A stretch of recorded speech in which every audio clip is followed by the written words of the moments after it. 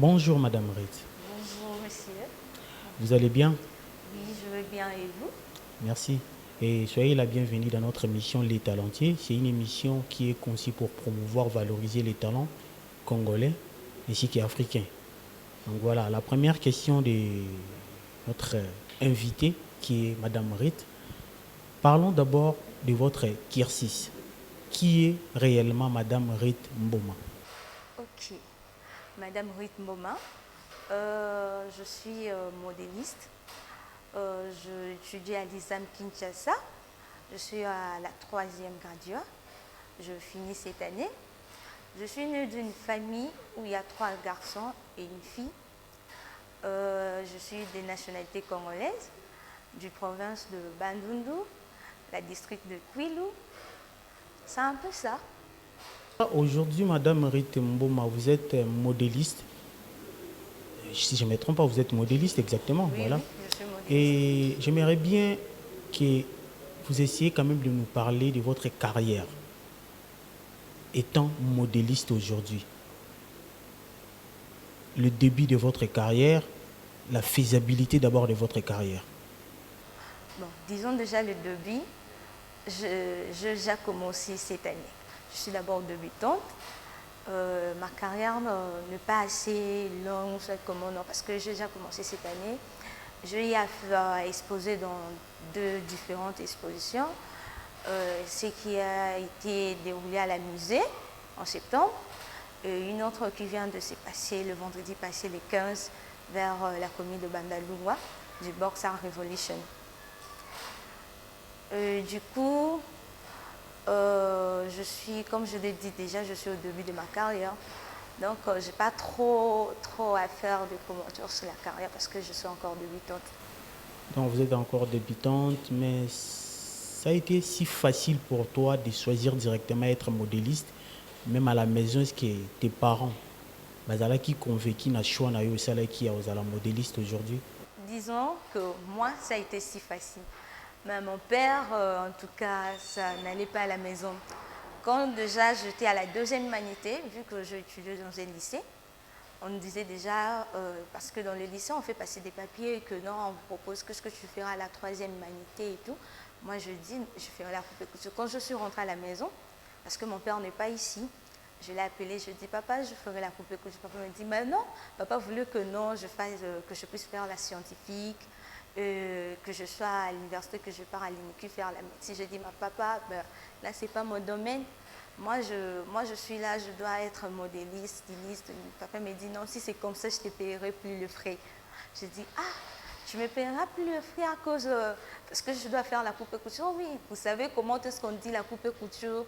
Les options bazoba, disons, vous savez que on a l'été et tout ça. Moi, j'ai dit, bon, là, on a pu l'été, le quoi, on m'a dit, non, avec toute ton intelligence, toutes tes capacités, tu ne peux pas faire la coupe couture. Je dis, non, moi, je fais. Il m'a dit, ok. On a fait, disons, presque 3 semaines, on ne parlait pas avec mon père. Et maman l'a essayé un peu de la convaincre. Elle dit, ok, on va alors faire la coupe couture. Et je me suis allée, je fais ma troisième au lycée Moléné, à Matete. Et c'est là que j'ai obtenu mon diplôme. Parlons de votre carrière. Tu as vraiment martelé plus na carrière na yo. Comment yo moko misala qui auto-critique ou se découvrir que oza na talent wana inné ya ozala modéliste aujourd'hui? Déjà, de mon bas âge, déjà dès l'enfance, j'étais là avec mes poupées. Bon, j'étais là avec mes poupées, je faisais un peu de création et tout. Vu qu'on restait avec ma tante, elle est aussi modéliste. Je me disais toujours, non, moi je dois être comme ma tante. J'aimais vraiment la façon dont elle faisait ses confections, la façon dont elle habillait les gens et tout. Je dis non, moi je dois être dans le monde vestimentaire, je dois faire aussi la coupe couture, je dois être un modéliste, tout ça, styliste. Je me disais, ouais, je dois être comme elle. Elle était là, elle me guidait aussi parfois avec mes poupées. Là, j'étais là, je faisais des trucs. Maman me disait, mais moi, nous ça m'a poussé à l'arabe. J'ai dit, non, je suis en train de faire quelque chose là. Tu vois que je fais la coupe. Malgré tout, je ne cousais pas, mais je faisais au moins, je dessine dans les tissus, je fais la coupe avec le ciseau.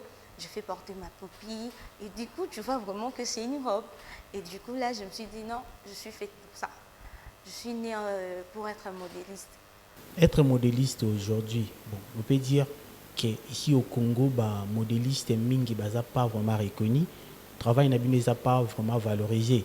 Parlons des couturières. J'ai dit des modélistes parce que les couturières, ils ont profession à Bango,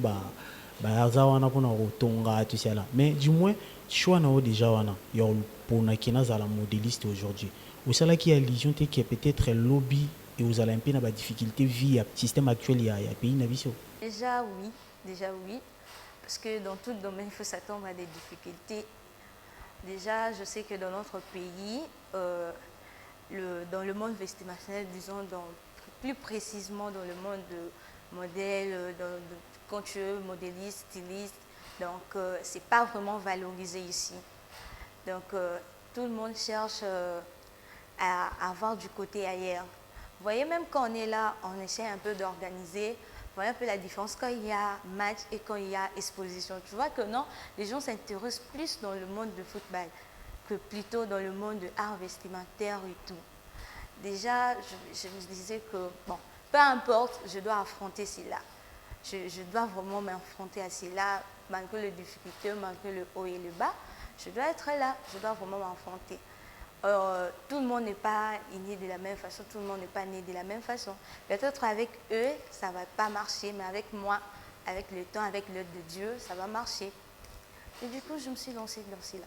Par rapport à votre carrière, vous avez aussi des idoles ou soit des références par mon modéliste congolais ou soit mon modéliste congolais Baza reconnu actuellement dans le monde nabino. Vous avez un modèle Hollanda ou tala qui est au Monique non par rapport à Moussalo Azusala, Funa Landa direction ou Landa le coloane à modéliste.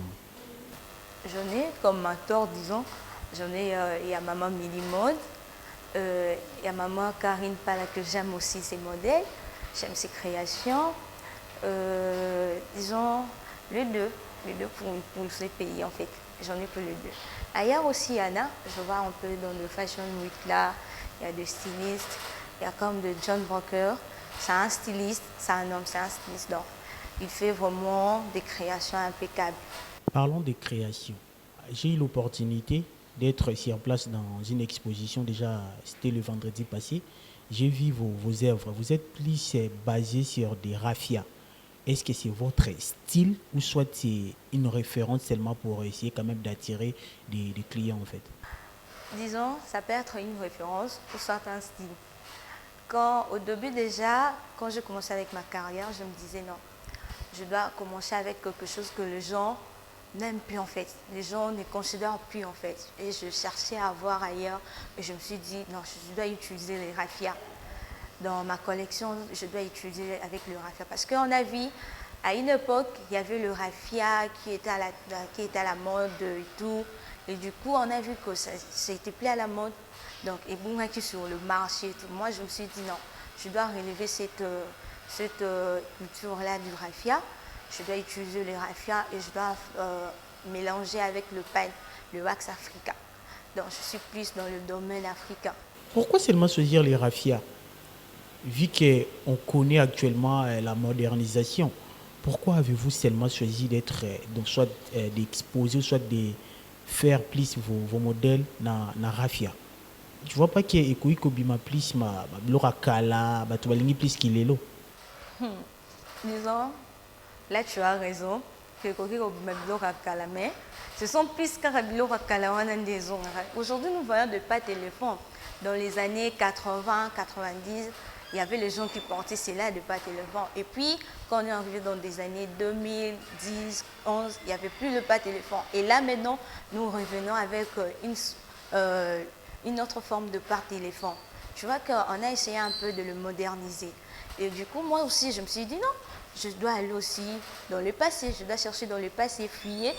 Et je me suis dit non, je prends les raffias et je vais essayer un peu de le moderniser à ma façon, en utilisant le mélanger avec le pan wax, avec le tusini. J'essaierai de mélanger aussi les raffias avec la jute. Disons, source d'inspiration, c'est bazara trop là-bas, animal, banyama, avec des astres. Quand je dis astres, astres, ce sont le soleil, la lune, les étoiles. Mais pour cette fois-ci, je me suis basée sur un animal très riche dans notre pays qui est l'okapi. Et j'ai essayé de le refléter dans le mélange du raffia avec la jute. Quand c'est basé plus sur Okapi, téléspectateurs, bang parce il y a tellement de questions et nous se poser, fille kaka Okapi, nyama, peut-être au monde à moi, sous bâtiment moi en nation. Mais du moins, téléspectateurs, tindé la biso question. Qui lokato ya rythme mboma, aux spécialistes, aux modélistes, il y a différence entre une couturière, une modéliste, non un styliste. Différence entre bango misato na ba différence na bango ezanani. OK. On commence d'abord par un styliste. Un styliste, c'est quelqu'un qui crée selon la tendance. Quand on dit la tendance en lingala, donc tendance c'est disons la saison en fait. Voilà, temps. Donc ils voient un peu dans le temps ici, tokoki ko bimisanini. Et ils voient aussi la saison. Donc, on est peut-être dans les saisons stage, ou soit la saison de pluie, qu'est-ce qu'on peut faire. Et ils créent selon ça, selon la tendance, selon les couleurs, selon la morphologie. Un modéliste, elle est là, elle est, disons, le chef du patronage. Donc, c'est quelqu'un qui crée des patrons sur mesure. Donc, quand on dit sur mesure, avec le mesure de quelqu'un, de mesure standard. Une couturière, c'est quelqu'un qui confectionne. Elle est dans l'atelier de confection. L'atelier de confection, disons, comme on voit de maisons de couture, c'est un atelier de confection. C'est ce que je peux dire comme différence entre les trois. En fait, on est arrivé déjà à la fin de notre émission. Comme on dit toujours, les bonnes choses ne dirent jamais, donc on est là. Du moins, moi, message na ba jeune congolais au bazolanda yo et surtout la jeunesse congolaise au bazo talayo ba moni lelo rythme mboma na l'état entier ba olinga pe ba embrasser carrière na yo conseil na yo en particulier za la nini tala caméra na biso pe ça mon conseil.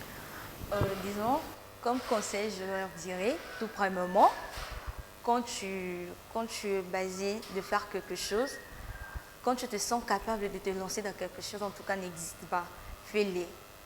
Fais-le avec toute ta volonté, fais-le avec toute tes forces, avec toutes tes capacités. Il faut le ressortir. Tu es là, tu te dis que non, moi je dois être ceci, je dois être cela. Donc il faut le faire. N'attends pas que quelqu'un vienne te pousser, soit te dit non, tu dois faire ceci, tu dois faire cela. Non, non. C'est toi la propre promotion de ta propre marque. Tu es là, tu es une personne qui peut disons, mutu moko te akoki koforce yo kosala likambo donc yo moko il faut sala likambo olingo eza na choix na yo mais likambo yango mpe faut ezala ya bien il faut momona que non ekomema yo na nzela ya malamu ou soit ça va promouvoir quelque chose à l'avenir. C'est un peu ça que je peux dire. Un petit mot de la fin, même la dédicace et surtout vos impressions par rapport à l'émission. Ok, déjà du coup je remercie la chaîne Absi TV, le DG et puis les réalisateurs, tout le monde, en tout cas j'ai aimé. Je salue ma famille, toutes mes amies, toutes mes collègues de l'ISAM, du lycée, toutes mes dames, en tout cas je vous aime trop.